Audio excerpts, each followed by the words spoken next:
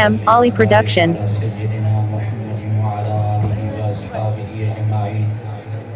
Rabbi इश्रह ली सदरी वयस्सिर ली अमरी वहलुल उक़दतम मिन लिसानी यफ़क़हू क़ौली rabbi ज़िदनी इल्मन व फ़हमन वरज़ुक़ना शफ़ाअत हबीबिक यौमल क़ियामह सल्लल्लाहु तआला अला हबीबिही सय्यिदिना मुहम्मद व अला आलिहि व अस्हाबिहि।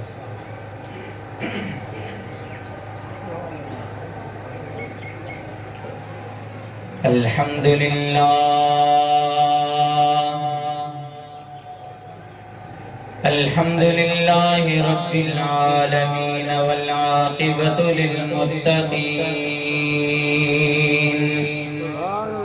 वस्सलातु वस्सलामु अला सय्यिदिल अंबियाइ वल मुरसलीन सय्यिदिना व नबिय्यिना व मौलाना मुहम्मद व अला आलिहि व अस्हाबिहि अजमाइन। अम्मा बाद फ़क़द क़ाल अल्लाहु तबारक व तआला फ़ी कलामिहिल क़दीम व ख़िताबिहिल अज़ीम। अऊज़ु बिल्लाहि मिनश शैतानिर रजीम। बिस्मिल्लाहिर रहमानिर रहीम।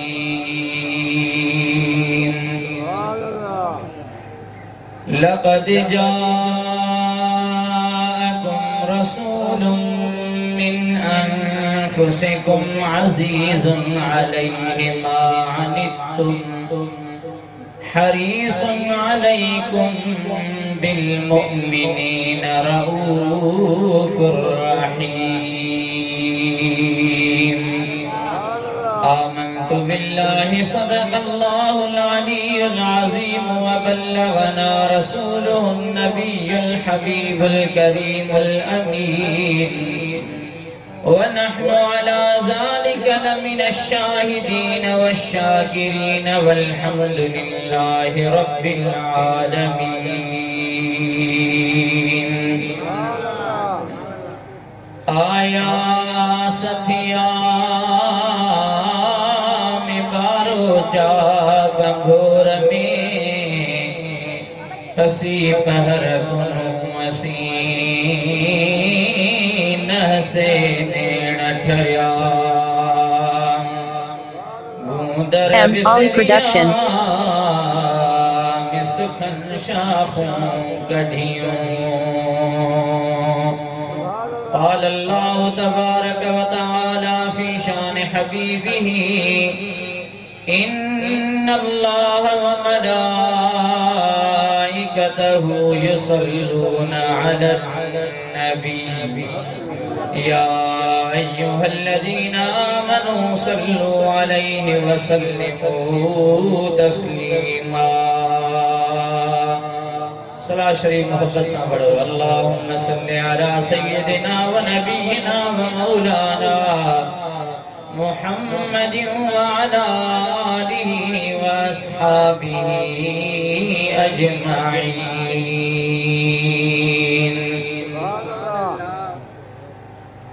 मौजा निहायत ही इज्जत मानवारा इन महफिल मुबारक में तशरीफ फरमा। अजीज दोस्तों, मुसलमान भाइयों, खुसूसन सदरे महफिल हजरत उस्तादुल उलमा क़िबला साईं सूफी अली शेर सिकंदरी साहिब दाम इक़बालुहु ऐं प्यारी जमायत सगोरी, अस्सलामु अलैकुम व रहमतुल्लाहि व बरकातुहू। अल्लाह जे फज़ल ऐं करम सां अॼु हीअ जेका हबीब करीम सल्लल्लाहु अलैहि व आलिहि वसल्लम जे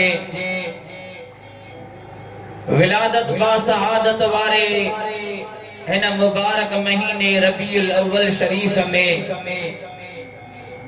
हबीब करीम जे ज़िक्र जे लाइ हीअ मुबारक महफिल मुनाक़िद कई वई आहे। असां तव्हां अल्लाह जे फज़ल ऐं करम सां हिन में शरीक आहियूं त जीअं मुस्तफ़ा करीम जो पाक ज़िक्र ॿुधूं ऐं यकीनन अल्लाह जे हबीब करीम सल्लल्लाहु अलैहि व आलिहि वसल्लम जो ज़िक्र पाक ॿुधण ॿुधाइण इहो अल्लाह ताला जी ज़ात बाबरकात जे क़ुर्ब ऐं रज़ामंदी जो ज़रियो जंहिं जाइ ते बि मुस्तफ़ा करीम सल्लल्लाहु अलैहि व आलिहि वसल्लम जी कचहरी हले थी ज़िक्र हले थो उन जाइ ते अल्लाह करीम जी रहमत वसंदी आहे इन जे करे त इहो बानू उन इबादत में शामिल आहे जो हबीब करीम सल्लल्लाहु अलैहि व आलिहि वसल्लम जे ज़िक्र पाक के बुलंदी अल्लाह करीम बख्शी आहे रब करीम मुक़द्दस कलाम कुरान मजीद में फरमायो वरफ़अना लक ज़िक्रक ऐ सोना हबीब असां तुंहिंजे लाइ तुंहिंजे ज़िक्र के बुलंद करे छॾियो आहे त यकीनन जेको बि इन पाक ज़िक्र में शामिल आहे सो अल्लाह ताला जी रहमत में ऐं क़ुर्ब में मौजूद आहे अॼु अल्हम्दुलिल्लाह असां तव्हां खे इहे सआदत वारियूं घड़ियूं रब करीम अदा कयूं आहिनि ज़िंदगी में खोड़ सारियूं कचहरियूं मिलंदियूं आहिनि ऐं ख़ास तरह सां रब करीम शल पनाह में रखे हिन पुरफितन दौर में जिते हर जाइ ते गलत गालियूं गलत कचहरियूं गलत सोबतूं मिलन थियूं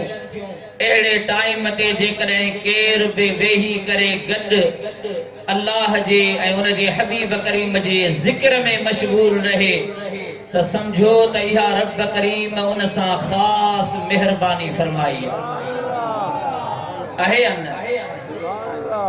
अल्हम्दुलिल्लाह असां तव्हां उन पाक ज़िक्र जे लाइ गॾु थिया आहियूं मूंखां अॻु में काफ़ी टाइम तव्हां नातूं ॿुधियूं रसूलुल्लाह जे शान जूं हज़रत क़िबला साईं शेखुल हदीस व शेखुल जामिया उस्ताज़ी व उस्ताज़ुल उलमा क़िबला मुफ्ती मोहम्मद रहीम सिकंदरी साहिब जो खिताब ॿुधो मां बि मुख्तसर टाइम जे लाइ तव्हांजी ख़िदमत में हाज़िर थियो आहियां चंद मोहब्बत वारियूं ॻाल्हियूं अर्ज़ रखंदुसि ऐं क़िबला साईं सूफ़ी साहब जिन वेठा आहिनि बाद में उहे बि मेहरबानी कंदा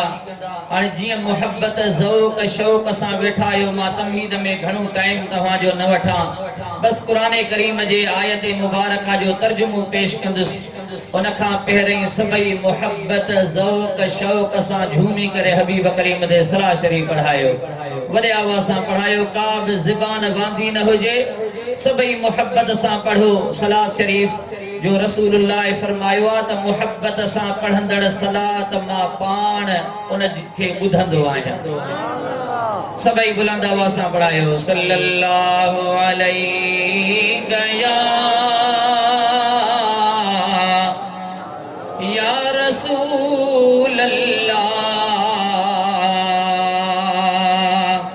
व सल्लम अलैका या हबीब अल्लाह जेतरा माशाअल्लाह घणा आयो अञा एतरो आवाज कोन थो अचे मूंखे ख़बर पवे त तव्हां थकल न आहियो ईअं चुस्त थी करे हबीब करीम ते सलाह शरीफ़ पढ़ायो ऐं अॼु रात त अल्हम्दुलिल्लाह उहा महबूब करीम जे विलादत वारी रात अॼु टाइम आहे त वध में वध सलात ऐं दुरूद जा नज़राना पेश कजनि सभई मोहब्बत सां पढ़ायो सल्लल्लाहु अलैहि या रसूल अल्लाह व सल्लम अलैका या हबीब अल्लाह अल्लाह ताला जी ज़ात बरकत कलाम मुक़द्दस में इरशाद फरमायो लक़द जाअकुम रसूलुम मिन अनफुसिकुम अज़ीज़ुन अलैहि मा अनित्तुम हरीसुन अलैकुम बिल मुमिनीन रऊफुर रहीम।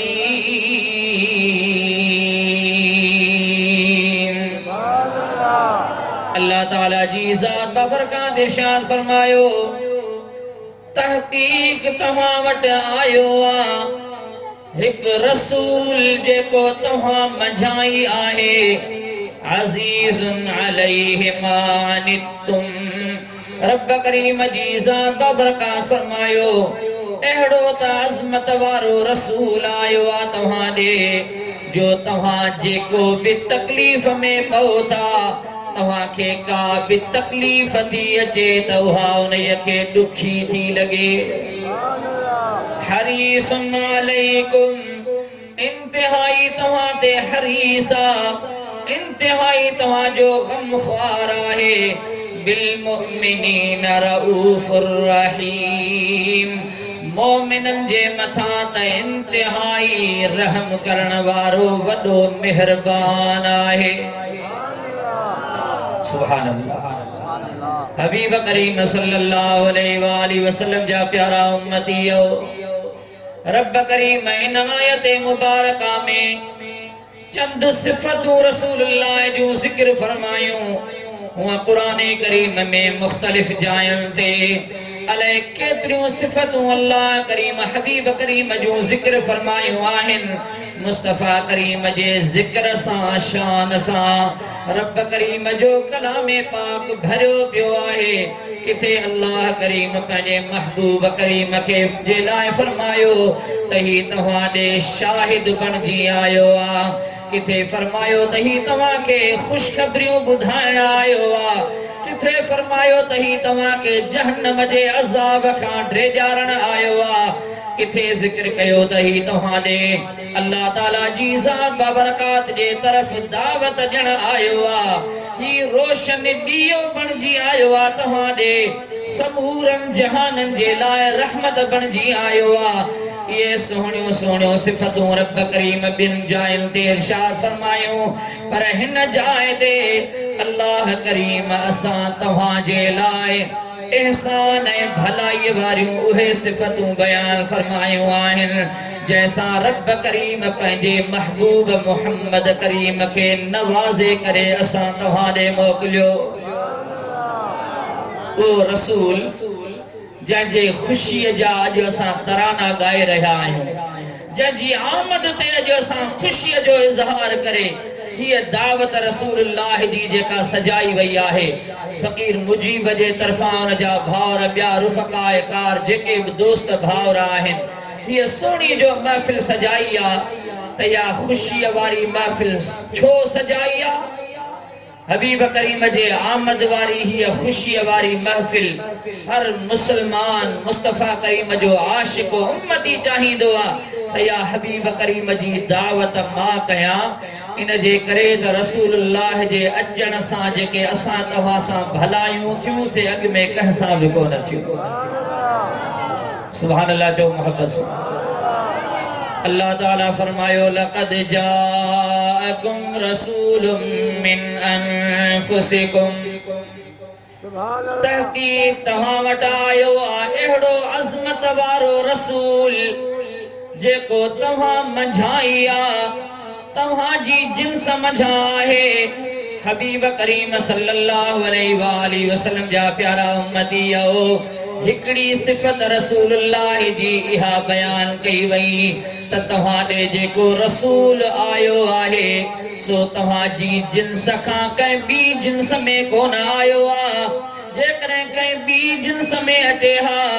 मलाइकनि वांगुरु नूरानी सूरत में अचे हा, कंहिं ॿी मख़लूक में रब करीम उन खे मोकिले हा, अञा का इंसाननि खां वधीक अज़मत वारी का मख़लूक पैदा फरमाए,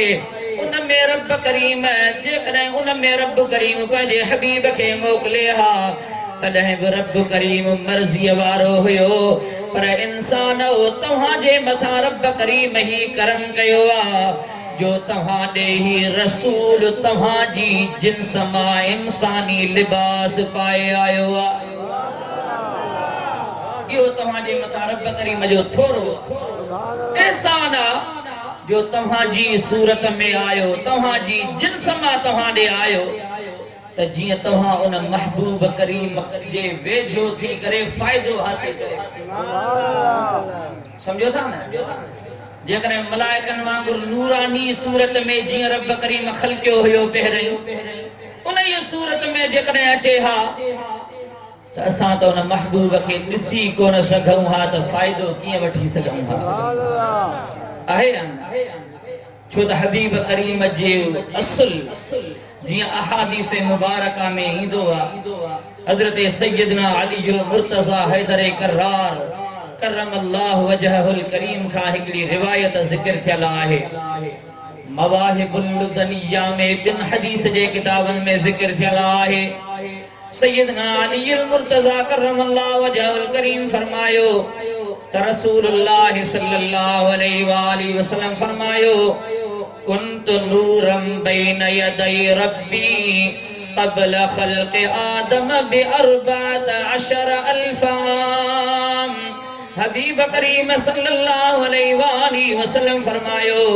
अञा आदम अलैहिस्सलातु वस्सलाम पैदा कोन थियो हुयो। मुस्तफा करीम फरमायो त आदम अलैहिस्सलातु वस्सलाम जे पैदा थियण खां अॻु में मां रब करीम जी बारगाह में 14,000 साल पहिरीं नूर हुयुसि। घणा साल?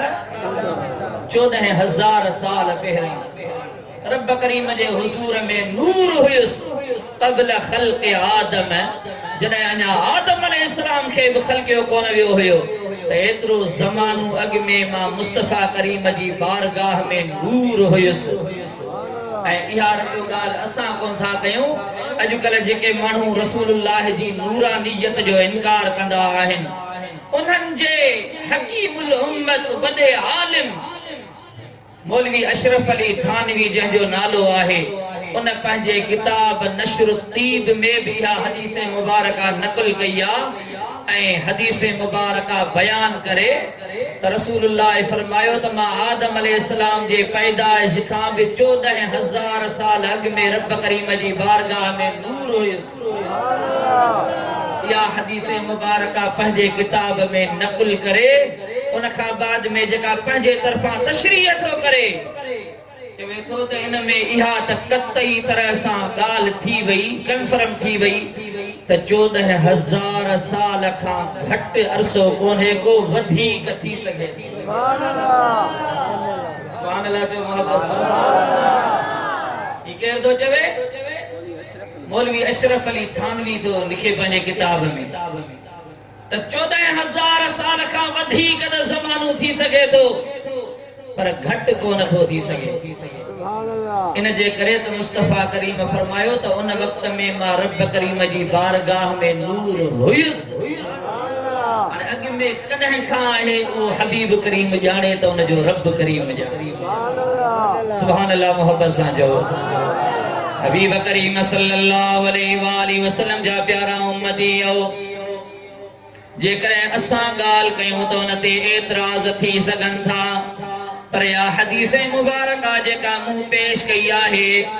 उन देवबंदी मकतब फिक्र जे जबरदस्त आलिम इहा हदीस मुबारका पंहिंजे किताब में नक़ल कई आहे,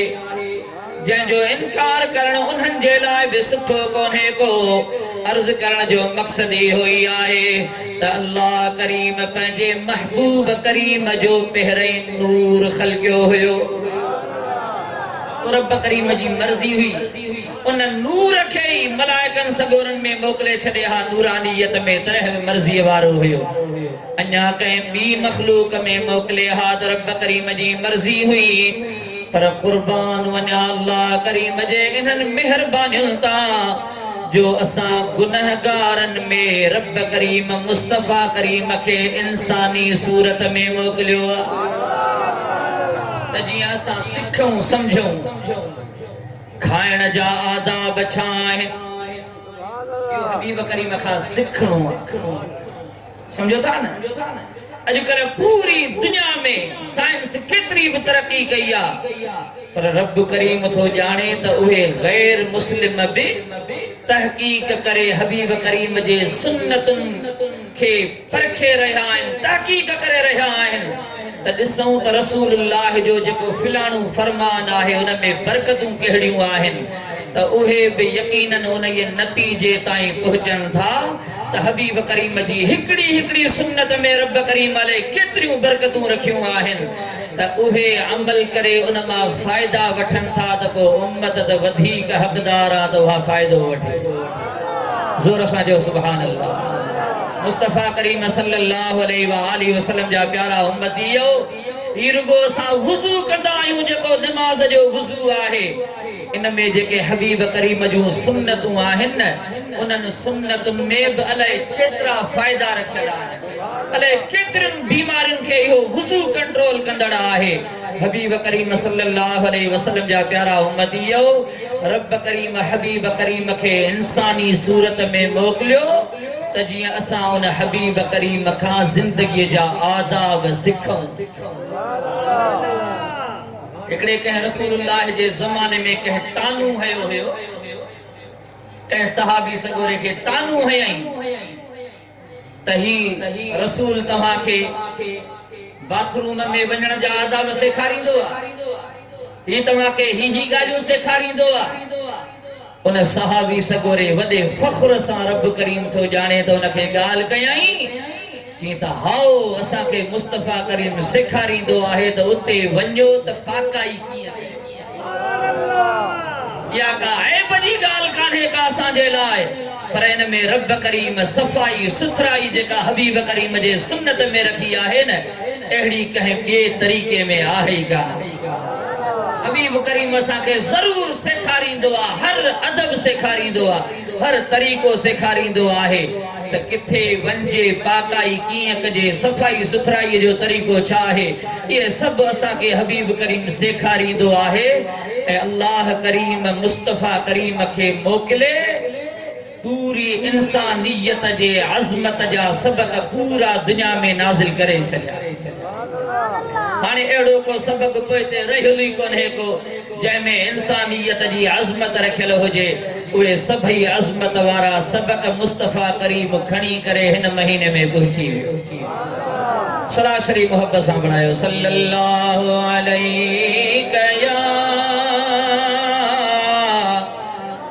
या रसूल अल्लाह वसल्लम अलैका या हबीब अल्लाह। अञा मोहब्बत सां बणायो सल्लल्लाहु अलैका या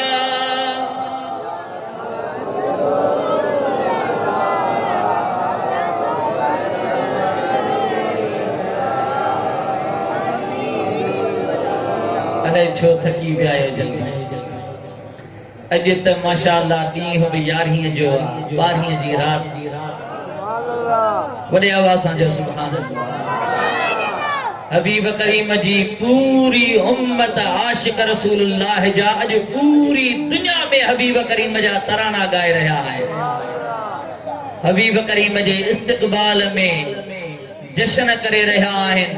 झंडा लगाईंदा आहिनि, चरागा कंदा आहिनि, खुशियूं मल्हाईंदा आहिनि। ॿियो को मक़सद उन जो कुझु बि कोन्हे को, बस चवंदा आहिनि खुशी है आमिना के लाल के तशरीफ लाने की। चओ सुभान अल्लाह।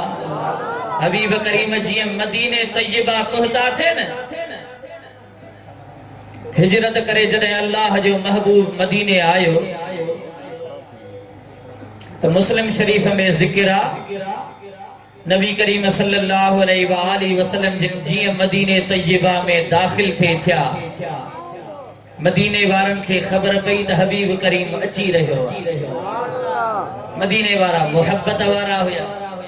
अॻे ई हुननि इस्तक़बाल जा बंदोबस्त करे छॾिया हुया। जीअं उन्हनि खे ख़बर पई त हबीब करीम अचे पियो त हदीस मुबारका में ईंदो आहे उन्हनि जा नंढा नंढी उम्र जा नौजवान ॿार बच्चा, वॾी उम्र वारा वरी जेके ॿाहिरि निकिरी कोन सघिया उहे पंहिंजे घरनि जे मथां, उन्हनि जूं न्याणियूं ॿाहिरि निकिरी आयूं, वॾी उम्र वारियूं औरतूं उहे पंहिंजे घरनि में इस्तक़बाल ऐं इंतज़ार में बीठियूं आहिनि हबीब करीम सल्लल्लाहु अलैहि वसल्लम जिन जीअं जो मदीने तय्यबा में दाख़िल थी रहिया हुआ उहे सभई ॻाइनि पिया हबीब करीम जीअं सनियात वदा मां दाख़िल थिया हबीब करीम सल्लल्लाहु अलैहि वसल्लम जी आमद जा उहे मदीने वारा हिन तरह सां तराना पिया ॻाइनि तलअल बद्रु अलैना मिन सनियातिल वदाई चवन पिया त अॼु सनियात वदा इन्हनि जबल जे टकरियुनि खां अॼु असांजे मथां 14 जो चंड उभरी पियो हबीब करीम जो अचे पियो बदर चइबो आहे पूरे मुकम्मल चंड खे 14 जो चंड अॼु असां ते उभरी पियो आहे वजब शुक्र अलैना मादा लिल्लाहि दाई उहो रब करीम जो हबीब करीम जो असां ॾे आयो आहे अॼु असांजे मथां अल्लाह जो शुक्र करण वाजिब थी पियो आहे इन जे करे रब करीम जा शुक्र था कयूं मादा लिल्लाहि दाई जो रब करीम जो उहो महबूब असां ॾे आयो जंहिं असांखे अची करे अल्लाह जी दावत ॾिनी आहे हबीब करीम बुरायुनि खां रोकियो जेके बेहयाई वारा अमल हुया उन्हनि खां हबीब करीम रोके करे दुनिया जहान खे इंसानियत जे अज़मत जा सबक सेखारिया कुरान करीम में रब करीम उन्हनि जो हाल ज़िक्र कयो आहे वइन कानू मिन क़ब्ल लफी ضلال मुबीन रब करीम फरमायो त हबीब करीम जे अचण खां अॻु में ही बिल्कुल खुलियल पथरी गुमराही में हुया अल्लाह करीम पंहिंजे महबूब करीम खे मोकिलियो उन मुस्तफ़ा करीम अची करे उन्हनि खे बुरायुनि खां रोकियो आहे उन्हनि खे इंसानियत जे अज़मत जा सबक सेखारिया सुनने दारमी में हिकड़ी रिवायत जिक्र थियल आहे हिकिड़ो सहाबी सगोरो जंहिं बाद में ईमान आंदो आहे नबी करीम सल्लल्लाहु अलैहि वसल्लम जी बारगाह में तो अर्ज करे त या रसूल अल्लाह मुझी न्याणी हुई जेका मुझी न्याणी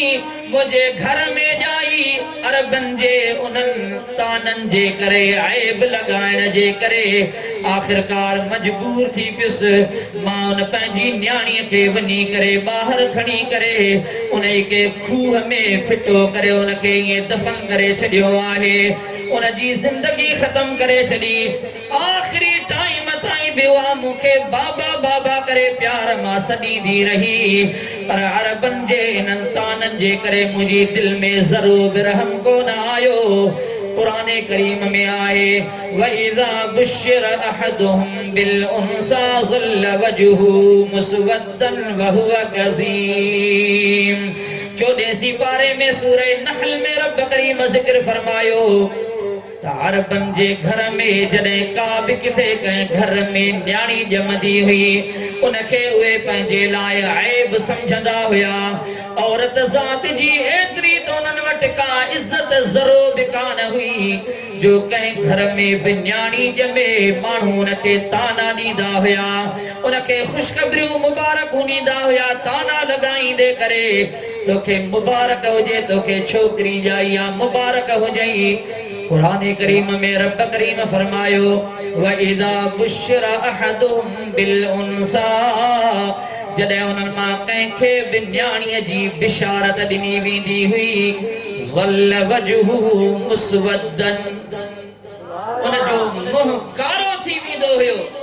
वहुव कज़ीम कावड़ में भरजी वेंदो हुयो ॼण त फाटण ते आहे एॾो कावड़ में वठिजी वेंदो हुयो रुगो केर न्याणीअ जी उनखे बिशारत ॾे त उहो चिड़ी पवंदो हुयो यतवारा मिनल क़ौम मिन सूइ मा बुश्शिर बिही रब करीम फरमायो उहो माण्हुनि खां पंहिंजा मुंहं लिकाए करे घुमंदो हुयो त उहो छा करे अयुमसिकुहु अला हुनिन अम यदुस्सुहु फित्तुराब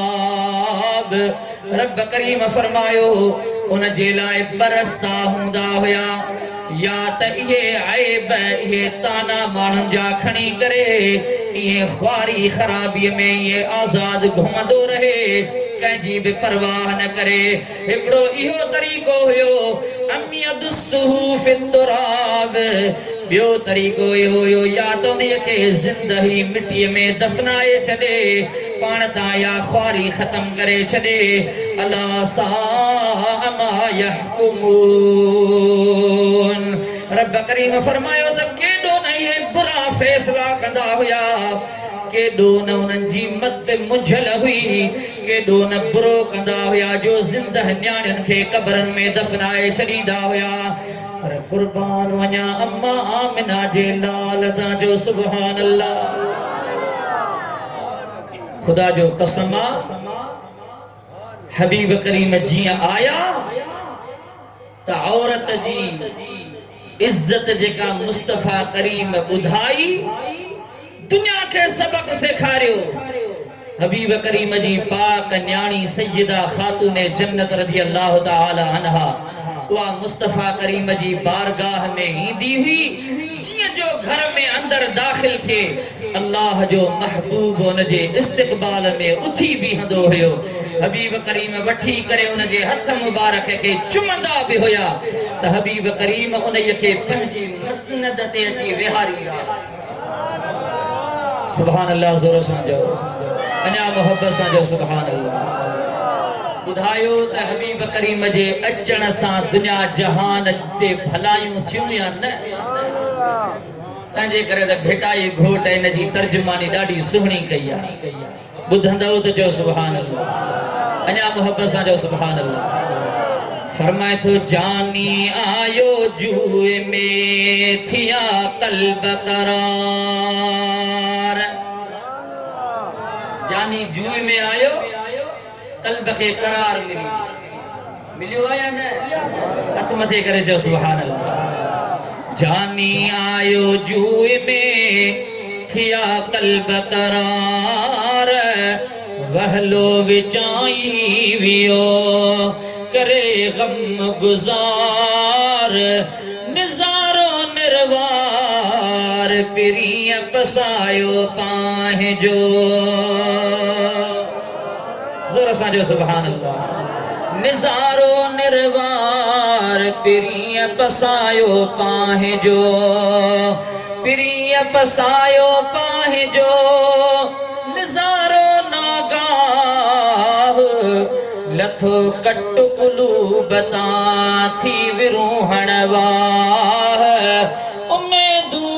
अरवाह प्रिय पसंदे पुनियूं जोर सां जो सुभान अल्लाह हबीब करीम सल्लल्लाहु अलैहि वसल्लम जा प्यारा उम्मतियो रब करीम जो पंहिंजे मुंहां ॾे मोकिलियो अल्लाह करीम फरमायो त यो तव्हां ते एहसान जो रसूलुल्लाह तव्हां जी जिन्स में आयो ॿी सूरत में अचे हा त तव्हां फ़ाइदो कीअं वठी सघो M. Ali Production. हा त पाकाईअ जा तरीक़ा कीअं आहिनि केर तव्हां खे सेखारे हा त पाणी पीअण जो तरीक़ो छा आहे पर हबीब करीम सल्लल्लाहु अलैहि वसल्लम ॿुधायो जॾहिं बि तव्हां पाणी पियो बिस्मिल्लाह चई करे उन जी शुरूआत कयो विच में 3 साहियूं खणो पर साहीअ जे टाइम ते जेको थांव आहे उहो मुंहं खां परे कंदा वञो जॾहिं पाणी पी करे बस कयो अल्लाह ताला जी ज़ात बाबरकात जो हम्द कयो उन जी सना कयो इन तरीक़े सां तव्हां जी उञ बि विसामी वेंदी त तव्हां खे सवाब बि रब करीम अता फरमाईंदो ये आदाब केर सेखारे हा जकने रसूलुल्लाह इंसानी सूरत में न अचे हा हबीब करीम जा प्यारा उम्मतियो रब करीम जे हबीब करीम जे सुन्नतुन में उहे त अल्लाह करीम फ़ायदा रखिया आहिनि हज़रत पीर साईं रोज़े धणी रज़ी अल्लाह ताला अन्हु जंहिं सॼी ज़िंदगी मुबारक मुस्तफ़ा करीम जे सुन्नत जे जियारण में गुज़ारी उन टाइम ते बिदअतूं आम जाम थी वयूं हुयूं अॼु खां 200 साल वधीक जो ज़मानो अॻु में उन टाइम ते आम बिदातूं थी वयूं हुयूं माण्हुनि पंहिंजा पंहिंजा तौर तरीक़ा करे शुरू ॾिना पर हज़रत रोज़े धणी रज़ी अल्लाह ताला अन्हु साल जा 9 महीना सैर सफ़र करे ख़ल्क़ खे हिदायत जा सबक़ ॾींदा हुया ऐं मुस्तफ़ा करीम जूं सुन्नतूं अदा कंदा रहंदा हुया हिकिड़ो टाइम अहिड़ो थियो जो हज़रत रोज़े धणी रज़ी अल्लाह ताला अन्हु जिन जो सफ़र मुबारक बि हुयो पर उन जे टाइम ते जेके बिदाती ऐं गैर मुस्लिमन जा जेके भोपा आहिनि वॾा उन्हनि को उन टाइम ते हिकिड़ो ऐलान करे छॾियो त 8 हठियो थियणो आहे सम्झो था 8 हठियो को ख़तरनाक को ॾींहुं थियणो आहे या ख़तरनाक का हालत थियणी आहे जंहिंखे 8 हठे जो नालो ॾींदा हुया त उन्हनि भोपनि ॿुधायो त वॾो को नुक़सान थियणो आहे 8 हठियो थियणो आहे अहिड़ी जो ॻाल्हि कई वई हज़रत रोज़े धणी रज़ी अल्लाह ताला अन्हु जो जेको सफ़र मुबारक हुयो पाण फरमायो त इंशा अल्लाह अल्लाह जे फज़ल करम सां कुझु बि कोन थींदो उन ॾींहुं छा थियो हज़रत रोज़े धणी रज़ी अल्लाह ताला अन्हु सफ़र में जो हुया सुबुह जो फजर जी नमाज पढ़ी करे जीअं अची वेठा कुछ देर गुज़री हिकड़े पासे खां हिकड़ा माण्हू अचनि ॿिया वॾो टोलो आयो अची करे हज़रत रोज़े धणीअ जे हथ ते हथ रखी करे बैत करे उन अची करे हज़रत रोज़े धणीअ खां ज़िक्र वरतो आहे सुभान अल्लाह चओ मोहब्बत सां वरी कुछ टाइम थियो ॿिए पासे खां वरी ॿियो काफ़िलो अचणु शुरू थियो अलाए किथां किथां माण्हुनि जा हुजूम अची ईअं कड़किया हज़रत रोज़े धणी जी बारगाह में उहे सभई वठंदा वञनि ज़िक्र के गैर मुस्लिम अची करे कलमू पढ़ी करे मुस्तफ़ा ते मुस्लमान थींदा वञनि के वरी जेके बिदाती हुया ग़लत बुरायुनि में मुब्तला हुया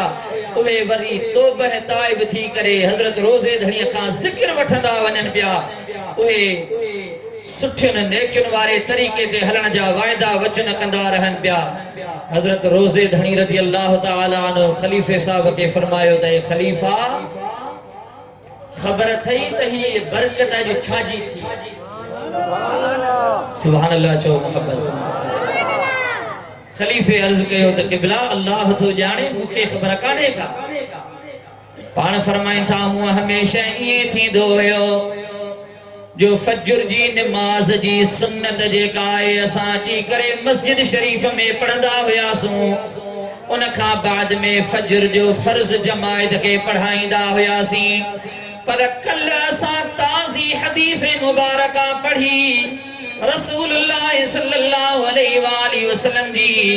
सुन्नत मुबारक कल असांजे नज़रुनि मां गुज़री आहे हबीब करीम जी आदत मुबारका छा हूंदी हुई जो पाण करीम सल्लल्लाहु अलैहि वसल्लम जे फजर जी सुन्नत घर पढ़ी ईंदा हुया उन खां बाद में सहाबा इकराम खे अची करे फजर जो फर्ज़ पढ़ाईंदा हुया अॼु असां उहा रसूलुल्लाह जी सुन्नत अदा कई आहे फजर असां हवेली दे पढ़ी आयासूं हरम पाक हज़रत रोज़े धणीअ जा सफ़र में भी हुए गॾु हूंदा हुया पाण फरमायूं त फजर जी सुन्नत हवेली में पढ़ी आयासूं उन खां बाद में फर्ज़ अची करे असां जो जमायत खे पढ़ायो आहे ये त मुस्तफ़ा करीम जी हिकड़ी सुन्नत जी एडी बरकत आहे जो हज़ारनि जे तादाद में माण्हू अची करे तरीक़े में दाख़िल थिया आहिनि या सब जे कॾहिं फैज़ ऐं मेहरबानी आहे त रसूलुल्लाह जे सुन्नत जे अदायगीअ जी सुभान अल्लाह हिकड़ी सुन्नत में एतिरियूं बरकतूं आहिनि जो एतरा हज़ारे माण्हू गुनाहनि खां तौबह ताइब थी करे हज़रत रोज़े धणीअ जे हथ ते हथ रखी करे बैत करे उहे जेकॾहिं तौबह ताइब थियनि था तरीक़े आलिया कादरिया में दाख़िल थियनि था या वरी गैर मुस्लिम आहिनि त उहे कलमू पढ़ी करे मुस्लमान थियनि था हिकड़ी सुन्नत ते अमल करण में एतिरो फ़ाइदो आहे त रसूलुल्लाह जी ज़िंदगी केॾी न बरकतुनि वारी हुई अञा मोहब्बत सां जो सुभान अल्लाह हबीब करीम जे अचण ते अञा खुश न थिजे सुभान अल्लाह ज़ोर सां अहिड़ो महबूब बरकतुनि वारो रब करीम जो अता कयो त ॿुधायो त उन जे अचण ते खुश कीअं न थियूं नबी करीम सल्लल्लाहु अलैहि वसल्लम जा प्यारा आशिक़ो रात ॾींहं जा प्रोग्राम आहिनि बस मुख़्तसिर टाइम जे करे मां ख़िदमत में हाज़िर थियुसि ऐं अल्हम्दुलिल्लाह ये हाज़िरी ॾिनी अल्लाह करीम नसीब फरमाईंदो इंशाअल्लाह महीनो सॼो महबूब जा मीलाद आहे न अॼु हिते सुभाणे कंहिं ॿी जाइ ते हबीब करीम जो ज़िक्र इंशाअल्लाह हलंदो ई रहंदो अल्लामा अहमद यार खान नईमी अलैहि रहमह एड़ी त सुणी गाल कई जबरदस्त आलिम है ना उम्मत जो थी गुजरियो आ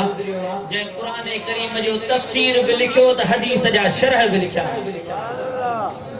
ओ आलिम सगुरु छा तो फरमाए तो निसार तेरी चहल पहल पर हजारों ईदें रबीउल अव्वल थकी पिया है अच मदे करे जो सुभान अल्लाह चवे तो त ए रबीउल अव्वल जी ईद तू जेका खुशियों खणी आई आही न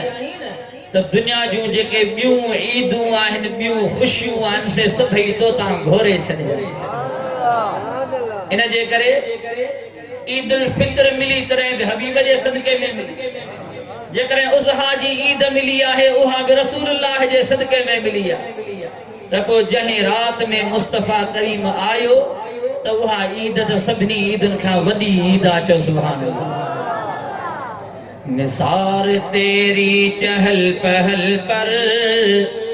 हजारों ईदें रबीउल अव्वल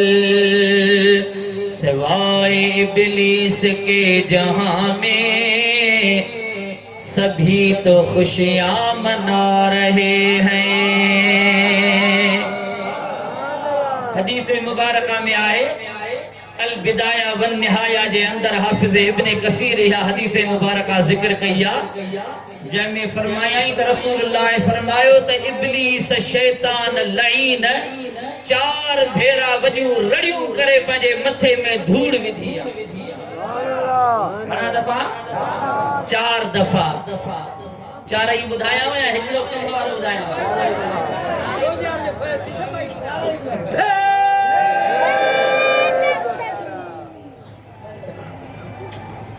हबीब करीम सल्लल्लाहु अलैहि वसल्लम फरमायो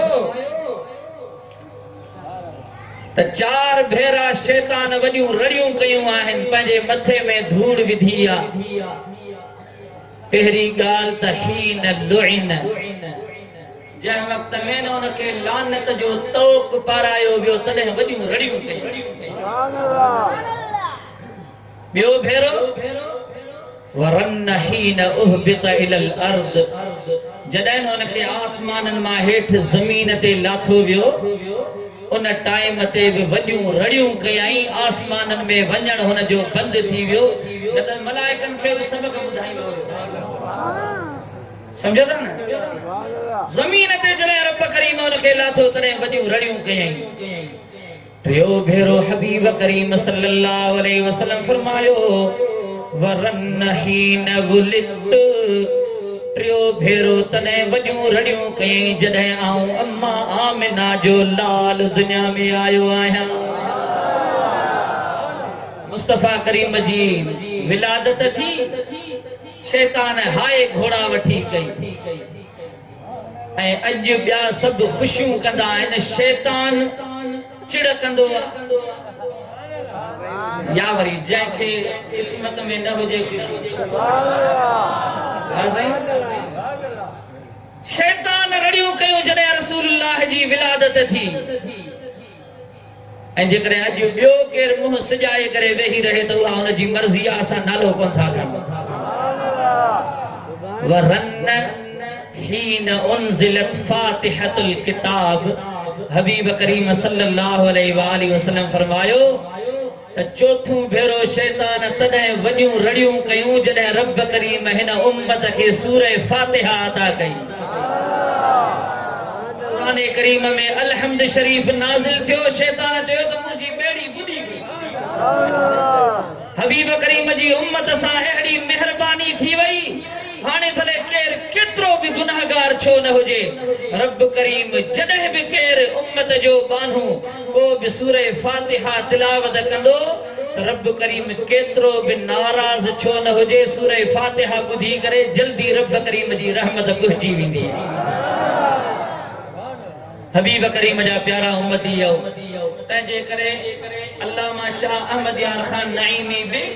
इन हदीस मुबारका जी तर्जुमानी कई आहे सिवाय इब्लीस के जहां में सभी तो खुशियां मना रहे हैं अञा आखिरी शेर हिकिड़ो ॿुधायां सुभान अल्लाह जो फरमाए तो ज़माने भर का ये कायदा है कि जिसका खाना उसी का गाना सियासी पार्टियुनि में तई ॾिसो जेको जंहिंजो खाए थो तंहिंजा गुण ॻाए थो ज़माने जो दस्तूर इहो आहे या न ज़माने भर का ये कायदा है कि जिसका खाना उसी का गाना